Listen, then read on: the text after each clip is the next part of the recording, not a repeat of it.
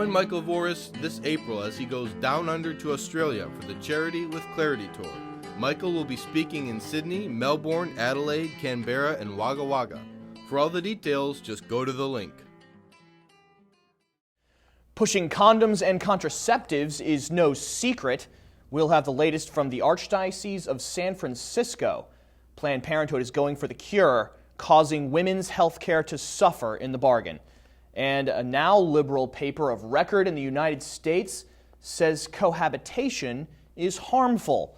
Those stories and more just ahead on Catholic News Roundup.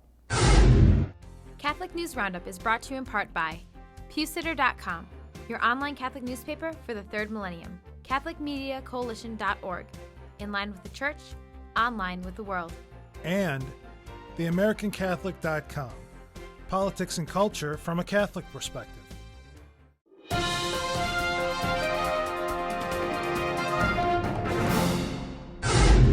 Hello and welcome to today's edition of Catholic News Roundup. I'm Matthew McAuliffe. Secrets in San Francisco. High school freshmen in the San Francisco Archdiocese are being forced to watch a play that pushes the use of condoms and other contraceptives.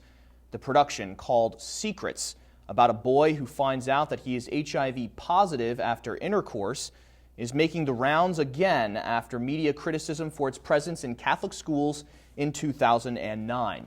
This time, St. Ignatius College Prep and Sacred Heart Cathedral Prep both hosted the performance in time for National Condom Week this year, with Sacred Heart Prep emphasizing that the performance was mandatory for all freshmen.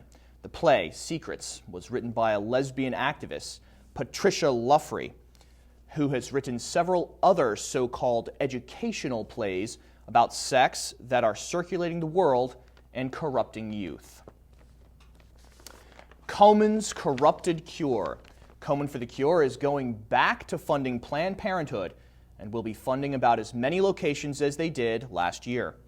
Komen spokeswoman Leslie Ahn says the organization is acknowledging its missteps and apologizing after Komen tried to declare that it was defunding America's largest abortion business this past February.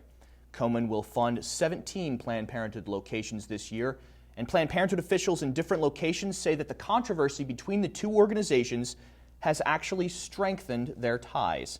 A representative of the Catholic Family and Human Rights Institute points out that Komen's funding itself is merely a drop in the bucket compared to its value as a public representative of Planned Parenthood's role in so-called women's health. Kuwaiti Blasphemy Law. The death penalty is coming to Kuwait for those who blaspheme Allah, His Prophet, or His wives. Kuwait's parliament provisionally passed the law, and lawmakers even tried demanding amendments that would give the death sentence to those who curse the 12 imams currently in power. But the demands of the lawmakers were not met. The final vote on the law is slated to take place in 2 weeks, which was initiated after a Shiite tweeter was arrested last month in the country for blaspheming Allah. Stay with us. We'll be back in just a few seconds. Catholic News Roundup is brought to you in part by NewOxfordReview.org, the voice of Catholic Orthodoxy, in print and on the web, and RenewAmerica.com, expanding the influence of America's grassroots in the cause of freedom. Irish hate speech halted. Anti-Catholic Facebook posts can be finable in Ireland, and 2 men are paying the price for posting such hate speech on their profiles during a bout of drinking. One of the men, Dean Boyd, was fined the equivalent of $400 for his comments, which included profanities directed at the Pope and the message to kill all taigs, a religious slur applied to Catholics. The other man, Matthew McKenna, was fined the equivalent of about $650 for similar comments, while both offenders were asked by the judge if they realized the stupidity of their actions. This is the first known social networking offense prosecuted in a court of law in Ireland, and it is worthy to note that the offenses came at a historic time of year, politically charged between Catholic and Protestant sects in Ireland, prompting a response from courts to keep the peace. Condemning Cohabitation, one of the most liberal papers in the United States, is publishing criticism of cohabitation. even strongly suggesting it as what not to do. An opinion article in the New York Times written by University of Virginia PhD program professor Meg Jay points out that the belief by 20-somethings that cohabitation helps avoid divorce is contradicted by experience.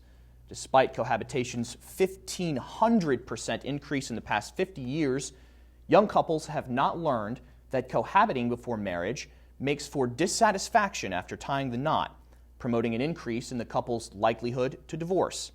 Studies show there is a cycle to be avoided by couples, the one sleepover that snowballs into full-blown cohabitation. While Dr. J points out, the level of investment made by both parties into the relationship as time goes on makes them increasingly less likely to search for or move on to someone new. I'm Matthew McAuliffe. Thanks for tuning in today. Be sure and tune in tomorrow for your daily dose of Catholic News Roundup right here on RealCatholicTV.com. Also, don't forget to check out The Vortex, where Michael talks about the great Catholic comeback. Thanks for tuning in. Be sure to tell all your friends about us. And as always, God bless you. Become a premium member on RealCatholicTV.com today. Not only will you learn about the one true faith, just think of all the new friends you'll make.